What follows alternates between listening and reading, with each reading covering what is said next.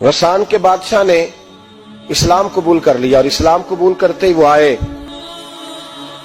حج کرنے. حج کے بعد فارغ ہوئے تو ایک نفلی طواف کر رہا تھا غسان کا بادشاہ شاہ غسان. آج تو خانہ کعبہ میں بھی وی آئی پی پروٹوکول ملتا ہے, آج تو مسجد نبی میں بھی وی آئی پی پروٹوکول ہوتا ہے, یہاں آ کے بھی یہاں بھی اور دیکھتے صحیح تو کھڑا کہاں ہے. یہاں بھی پولیس والوں نے بازو پکڑے, سوچو تو صحیح یہ حال کر دیا تم نے مذہب کا. طواف کعبہ ہو رہا ہے اور غسان کے بادشاہ نے جبہ پہنا ہوا ہے باریک اور لمبا. وہ طواف کعبہ کر رہا تھا تو ایک غریب آدمی کا پیر اس کے جبے پہ آ گیا. جب پیر آیا تو اس نے پلٹ کے غریب کے منہ پہ تھپڑ مارا. جب تھپڑ مارا تو اس غریب نے سیدنا فاروق اعظم کی عدالت میں مقدمہ کر دیا, کہا بادشاہ نے تھپڑ مارا ہے. حضرت عمر فاروق رضی اللہ تعالیٰ عنہ نے بادشاہ کو بلایا, فرمایا تو نے اس غریب کو مارا ہے؟ کہا جناب اس نے پیر رکھا تھا. تو فرمایا پیر رکھا تھا تو کیا ہو گیا, تو نے کیوں لمبا جبہ پہنا تھا, تجھے سمٹ کے چلنا چاہیے تھا. کہا میرے لیے حکم کیا ہے؟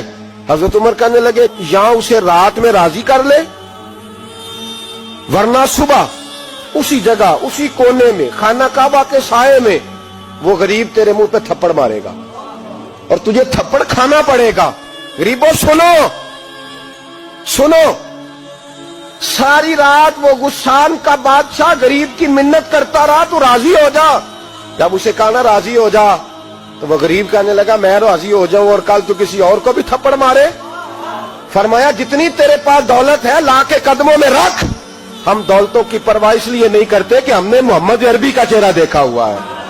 اب میری نگاہوں میں جچتا نہیں کوئی, اس لیے کہ جیسے میرے محبوب ہے ویسا نہیں. تم اثر لینا چھوڑ دو, تم اثر بڑا لیتے ہو. ہاں تمہارے اوپر چیزیں اثر انداز ہوتی ہیں, اس لیے انصاف نہیں ہوتا. ڈٹنا سیکھو, کھڑے ہونا سیکھو. جو بھائی ڈٹ جاتا ہے نا وہ بڑے کمال کر جایا کرتا ہے. ساری رات مناتا رہا.